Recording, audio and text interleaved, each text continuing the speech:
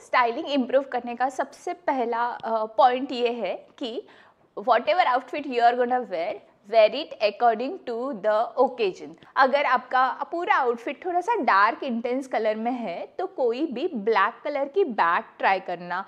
अभी personal grooming और grooming का यही सेकंड पार्ट होने वाला है। पिछले पार्ट में आपने जिस तरह से देखा कि पर्सनल ग्रूमिंग किस तरह से होनी चाहिए और पर्सनल हाइजीन किस तरह से मेंटेन होनी चाहिए, इसके बहुत सारे डिटेल्स माइनर छोटे छोटे इन्फॉर्मेशंस मैंने ऑलरेडी आपको दिए हुए हैं। अभी हम लोग बात करने वाले हैं ये स्टाइलिंग के बारे में बात करने वाले। ग्रूमिंग का ही इम्पॉर्टेंट पार्ट होता है स्टाइलिंग। किस तरह से आप अपनी पर्सनल स्टाइलिंग इन्हांस कर सकते हैं और पर्सनल स्टाइलिंग कौन कौन सी है, क्या होता है पर्सनल स्टाइलिंग, इसके बारे में पूरा डिटेल इन्फॉर्मेशन आज मैं ये वीडियो में लेके आ रही हूँ। नमस्ते, मैं गार्गी और गार्गी गणेश इस चैनल में आप सबका बहुत बहुत स्वागत है।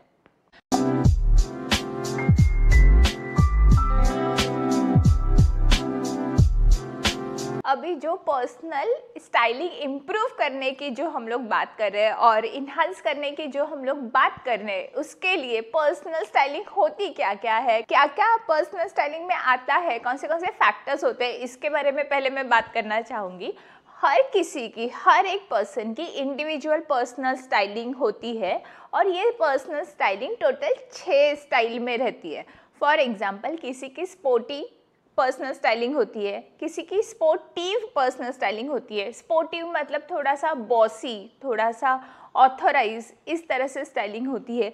तीसरी, किसी की क्लासी पर्सनल स्टाइलिंग होती है। कुछ लोग बहुत क्लासी चीज़ों में इन्वेस्ट करते हैं। किसी की थोड़ा रोमांटिक, थोड़ा विंटेज, इस तरह से पर्सनल स्टाइल होती है। किसी की थोड़ा ड्रामा ऐड ऑन करना किसी को पसंद होता है। फॉर एग्जांपल रणवीर सिंह, थोड़ा सा रोज के आउटफिट में थोड़ा कुछ ना कुछ ड्रामा चाहिए होता है। और सबसे लास्ट, मोस्टली सारी लड़कियों की फेवरेट, तो किसी की क्यूट पर्सनल स्टाइलिंग होती है। कोई लोगों को थोड़े क्यूट पेस्टल फ्लोरेसेंट कलर्स पसंद आते हैं। तो इस तरह से हर किसी की पर्सनल स्टाइल होती है। ये 6 फैक्टर में से अपनी पर्सनल स्टाइलिंग को ध्यान में रखते हुए एज वेल एज ओकेजन को ध्यान में रखते हुए, अपने प्रोफेशन को ध्यान में रखते हुए हर कोई अपनी पर्सनल स्टाइल बनाता है। और ज़रूरी नहीं कि मेरी पर्सनल स्टाइल ऐसी है तो सामने वाले की भी वैसी होनी चाहिए।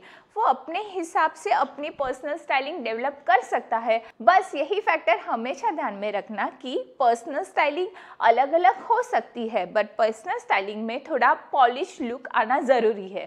तो ये पॉलिश लुक कौन से फैक्टर्स लेके आते हैं, उसके बारे में हम लोग अभी बात करेंगे। स्टाइलिंग इम्प्रूव करने का सबसे पहला पॉइंट ये है कि whatever outfit you are gonna wear it according to the occasion. जो भी ओकेजन है आपका, आप फॉर्मल मीटिंग के लिए बाहर जा रहे हो, कैजुअल मीटिंग के लिए बाहर जा रहे हो, फ्रेंड्स के साथ बाहर जा रहे हो और कोई फंक्शंस के लिए बाहर जा रहे हो, हमेशा अगर वेल ग्रूम दिखना है, हमेशा अपनी स्टाइलिंग टिप टॉप रखनी है, तो आपको जो भी आप आउटफिट पहनोगे वो अकॉर्डिंग टू योर ओकेजन ही पहनना है। आफ्टर ओकेजन, अभी important cheese, whatever styling, whatever outfit you are gonna wear as per your professions। अभी as per your profession मतलब क्या? मतलब फॉर एग्जाम्पल, मैं एज ए टीचर हूँ, स्कूल में पढ़ाती हूँ, तो मुझे अकॉर्डिंग टू टीचर ही अपना जो भी साड़ी है, जो भी ड्रेस है ना, वो वेयर करना पड़ेगा। मैं टीचर हूँ और मस्त एकदम रिप जीन्स पहन के आई हूँ, बहुत फंकी टी शर्ट पहन के आई हूँ, तो वो वेल मैनर भी नहीं लगेगा, एज पर एज बिल्कुल स्टाइलिश नहीं दिखेगा। दूसरी चीज़, वो प्रोफेशन को आपके सूट भी नहीं करेगा। अगर आप टीचर हो तो decent, well decent, classy outfit पहनने चाहिए। At the same time, if you are a artist, कोई आर्ट फॉर्म में आप अगर काम कर रहे हो, तो आप जितना मर्जी चाहिए उतना मर्जी आप क्रिएटिव हो सकते हो अपने फील्ड में। बट यही सेम कॉर्पोरेट लेवल में जाते हो तो अपना प्रोफेशन वापस चेंज होता है। बीइंग अ प्रोफेशनल एम्प्लॉय, आपको उतने ही सेटल कपड़े पहनने चाहिए। ओकेजन हो गया, styling according to your profession हो गया। अभी बहुत इम्पॉर्टेंट चीज़, ये चीज़ में हमेशा कुछ ना कुछ झोल हो ही जाता है। वो चीज़ कौन सी? तो जो भी आउटफिट हम लोग पहनते हैं, जो भी स्टाइलिंग हम लोग कैरी करते हैं ना, जो भी कपड़े हम लोग पहनते हैं, वो हमेशा वेल प्रेस होने चाहिए। जाने की गड़बड़ होती है और कहीं पे लेट होता है तो हम लोग जो हाथ में मिलता है पहन लेते हैं और भागते हैं।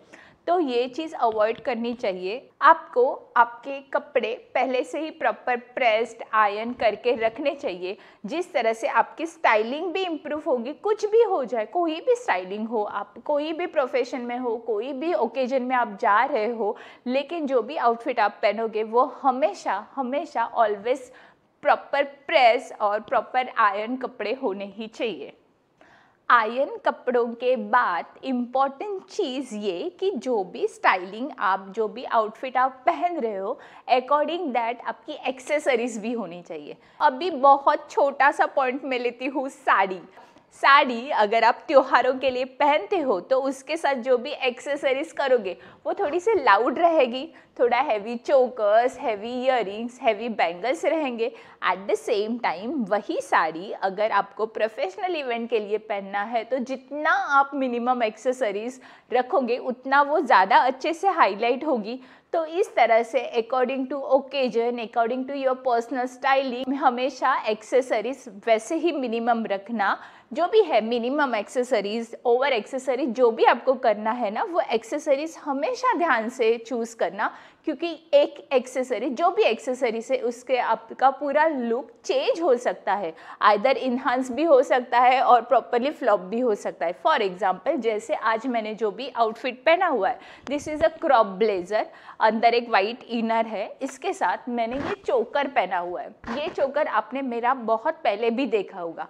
एज इफ मेरा फील्ड थोड़ा क्रिएटिव है, मुझे कंटेंट बनाना है, थोड़ा क्रिएटिव है, इसके लिए मैंने ये चोकर का थोड़ा सा ड्रामा ऐड ऑन किया है।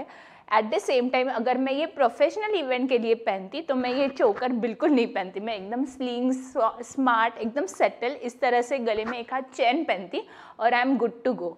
सो अकॉर्डिंग टू योर प्रोफेशन आपकी एक्सेसरीज चेंज होनी ही चाहिए।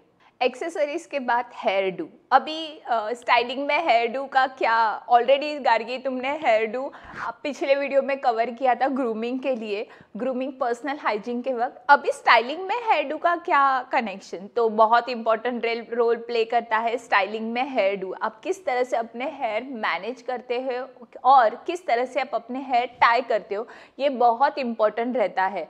हर एक प्रोफेशंस के साथ अपना हेयर डू चेंज होता ही रहता है। तो कोई भी आपके फेस के अकॉर्डिंग, आपके फेस शेप के हिसाब से, आप आपके प्रोफेशंस के हिसाब से आप अच्छे से कोई भी हेयर कट कर सकते हो और अच्छे से हेयर टाई कर सकते हो, जो आपको डिस्टर्ब भी ना करे अपने काम में और बहुत अच्छे से मैनेजेबल भी रहे।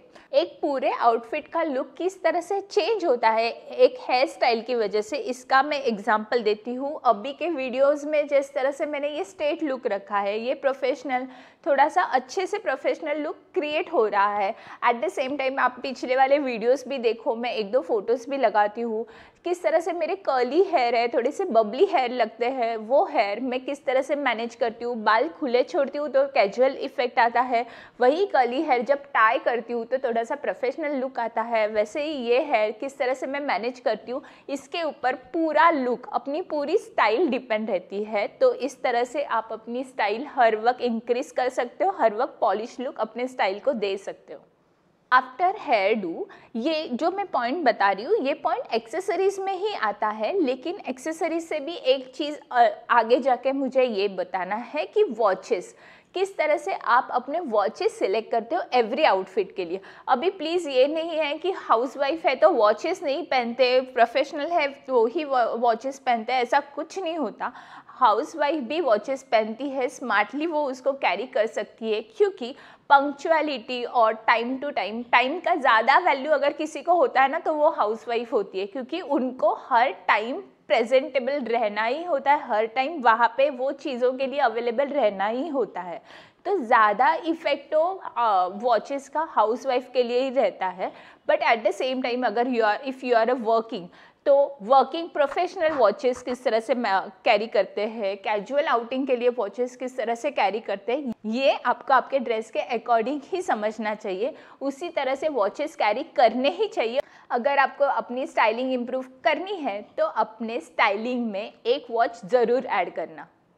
स्टाइलिंग इम्प्रूव करने के लिए और एक इम्पॉर्टेंट फैक्टर काम करता है, वो है अपनी हैंडबैग्स। किस तरह से हम अपने हैंडबैग यूज़ करते हैं। प्रोफेशनली जा रहे हैं तो एक ही चीज़ हमेशा याद रखना, अपने बैग के लिए एक स्ट्रक्चर होना चाहिए, बहुत अच्छे से स्ट्रक्चर लुक आना चाहिए, वैसे हैंडबैग्स यूज़ करना फॉर द प्रोफेशनल लुक। और बाकी के जो भी बीच के लिए अलग से बैग्स रहते हैं, कैजुअल आउटिंग के लिए अलग से बैग रहते हैं, उस तरह से आप यूज़ कर सकते हो। लेकिन अगर प्रोफेशनली आपको अपना स्टाइलिंग इम्प्रूव करना है तो हमेशा एक स्ट्रक्चर बैग अपने आउटफिट में ऐड करना ही। जो भी बैग, हैंड बैग कैरी करते हो आप, ये अपनी पर्सनालिटी का ही एक पार्ट है। तो किस तरह से आप अपनी बैग कैरी करते हो, कितने अच्छे से आप अपनी बैग मेंटेन करते हो, एट द सेम टाइम कितने अच्छे से आप आपके आउटफिट के साथ अपनी बैग मैच करते हो, मिक्स मैच करते हो, ये बहुत इंपॉर्टेंट रोल प्ले करता है। एक छोटा सा ट्रिक मैं यहाँ पे आपको देना चाहूँगी। अगर आपका आउटफिट थोड़ा सा इंटेंस डार्क कलर में है,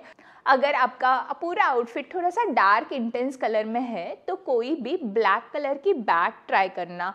डार्क कलर की बैग, ब्लैक हो, मरून हो, टैन कलर की बैग हो, इस तरह से बैग ये डार्क कलर के साथ बहुत अच्छे से जाते हैं। एट द सेम टाइम अगर आउटफिट आपके लाइट हो, लाइक पेस्टल कलर, कोई भी न्यूट्रल वाइट आउटफिट हो, इस तरह से आपके लाइट कलर के, पेस्टल कलर के आउटफिट हो ना, तो ट्राई डेफिनेटली करना कि थोड़ा सा बेज कलर की, लाइट ग्रे कलर की और प्योर वाइट कलर की बैग ट्राई करना। तो ये बैग्स ना आपके आउटफिट के साथ बहुत अच्छे से मर्ज करते हैं और आपकी स्टाइलिंग इम्प्रूव करने के लिए बहुत हेल्प करते हैं। और लास्ट पॉइंट, सबसे इम्पॉर्टेंट पॉइंट जो हम इजीली निगलेक्ट करते हैं और देखते वक्त हम दूसरे की पर्सनालिटी में देखते हैं, लेकिन खुद के पर्सनालिटी में बहुत, आइदर खुद के स्टाइलिंग में बहुत इजीली उसको लेट गो करते हैं, वो मतलब फुटवेयर। हम एक देखते वक्त सामने वाला कौन सी तरह से फुटवेयर पहनता है, कितने नीट, टाइनी, क्लीन उनके फुटवेयर है, इस पे हम ज़्यादा जजमेंटल होते हैं। लेकिन जब अपनी बात होती है तो कोई भी फुटवेयर उठा के पहन लेते हैं। प्लीज़ ये नहीं करना। जो भी फुटवेयर आप पहनोगे, अगेन यही कि according your profession, according to your occasion आपके फुटवेयर होने ही चाहिए। बट हमेशा एक चीज़ ध्यान रखना कि अपने फुटवेयर ये हमेशा नीट, क्लीन एंड टाइडी होने चाहिए। So this is the basic thing that you have to keep your footwear neat and tidy. जो पॉइंट मैंने आपको ये वीडियो में भी बताए और जो पॉइंट मैंने आपको पिछले वीडियो में भी बताए, ये सारे पॉइंट्स एक दूसरे से बहुत अच्छे से कनेक्टेड है। हर एक चीज़ पे आप अच्छे से ध्यान देना, अच्छे से वो चीज़ इम्प्रोवाइजेशन करना, जिससे आपकी ऑल ओवर पर्सनालिटी इम्प्रूव हो सकती है। अभी ये खाली सिर्फ प्रोफेशनल लोगों के लिए ही नहीं है, जिसको भी अपनी पर्सनालिटी इम्प्रूव करनी है, लाइक हाउसवाइफ हो, टीचर हो, डॉक्टर हो, इंजीनियर हो, आइदर कोई भी अच्छे से फर्म में काम करते हो, हर किसी के लिए ये सारे पॉइंट रिलेटेबल है। मेरे ये सारे पॉइंट्स ध्यान में रखना, बहुत अच्छे से उसके ऊपर इम्प्लीमेंट करना और खुद की स्टाइलिंग एज वेल एज खुद की पर्सनालिटी इम्प्रूव करने के लिए बहुत हेल्प होगा ही। उसके साथ अपना कॉन्फिडेंस भी बहुत अच्छे से बूस्टअप होने के लिए हेल्प होगा। तो थैंक यू बोलने की जगह पे आप मेरे चैनल को लाइक, शेयर एंड सब्सक्राइब कर ही देना। और जिन को ज़रूरत है उन सबको, सारे दोस्तों को ये पॉइंट्स ज़रूर शेयर करना, मेरा वीडियो ज़रूर शेयर करना, सो वो भी अपनी स्टाइलिंग बहुत अच्छे से इम्प्रूव कर सके। तो अगले टाइम बहुत इंटरेस्टिंग वीडियोस लेके आने वाली हूँ क्रिसमस के लिए, 31st पार्टी के लिए, किस तरह से नाइट पार्टीज़ के लिए ड्रेसअप होते हैं, इस तरह से इंटरेस्टिंग वीडियोस मैं लेके आने वाली हूँ। चलो तो फिर मिलते हैं अगले वीडियो में, तब तक के लिए बाय। तो this is the basic thing that you have to, हर किसी के लिए ये सारे मुद्दे रिलेटेबल है।